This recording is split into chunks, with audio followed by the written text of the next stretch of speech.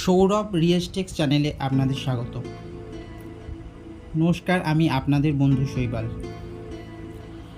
আমার গল্পের আজকের বিষয় হলো প্রেতাত্মা। অনেকে প্রেতাত্মা বা আত্মা সম্বন্ধে মানুষের কৌতূহল সবসময় থেকেই থাকে, তাই আমার জীবনে ঘটা একটি সত্য ঘটনা আপনাদের সামনে তুলে ধরছি। আর প্রথমেই বলে রাখি, যদি ভাষাগত কোনো ত্রুটি হয় তার জন্য ক্ষমা করবেন। এবার গল্পটা শুরু করা যাক। আজ থেকে প্রায় 5-6 বছর আগের ঘটনা। গ্রীষ্মকালে গরমের ছুটি পড়েছে। আমরা 4 বন্ধু মিলে একটি সন্ধ্যের সময় সবাই মিলে টিফিন খাচ্ছিলাম। সবাই মিলে হাসি মজা আনন্দ করা হচ্ছে। তার মধ্যে আমাদের এক বন্ধুর মধ্যে আমরা অন্য ধরনের অ্যাক্টিভিটি লক্ষ্য করি।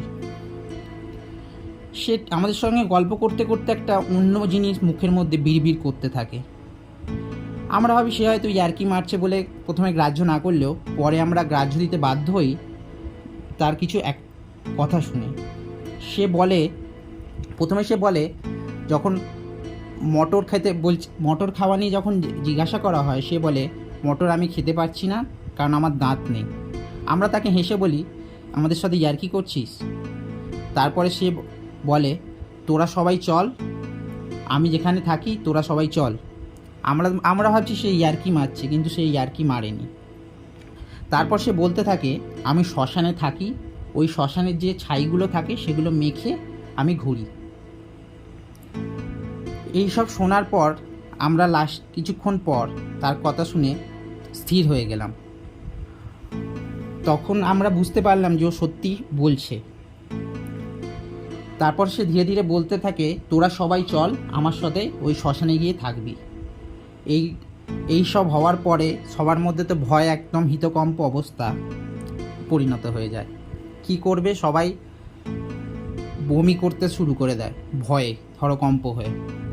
তারপর কোনো ক্রমে সেখান থেকে বেরিয়ে আমরা যে যার বাড়ি চলে যাই। কিন্তু বাড়িতে এসেও আমরা স্থিরভাবে ঘুমাতে পারিনি। সারা রাত যেন জানলার কাছে কেউ টক টক করে আওয়াজ করতে থাকে, জানলা ঠোকার। যাই হোক, তারপর বহুদিন কেটে গেছে, কিন্তু এখনও সেই ভয় রয়ে গেছে। কিন্তু তারপরে আমরা জানতে পেরেছি যে সেই ছেলেটির ঠাকুমা নাকি তাকে ধরেছিল, এবং তার ঠাকুমাই তার মধ্যে থাকার দরুন সে ওইসব করছিল। আমরা প্রথমে সেটিকে অগ্রাহ্য করেছিলাম, কিন্তু নিজের জীবনে বাস্তব ঘটে যাওয়া ঘটনার জন্য আমরা এটিকে এখন বিশ্বাস করি। আপনাদের জীবনেও যদি এরকম কোনো গল্প থাকে, আমাকে ইমেলে লিখে পাঠাতে পারেন, পরবর্তী এপিসোডে শোনানো হবে। আর যদি ভাষাগত কোনো ভুল ত্রুটি থাকে, আবার পুনরায় বলছি, তার জন্য ক্ষমা করে দেবেন। এই বলে আজকের মতন এপিসোডটা সমাপ্ত করছি।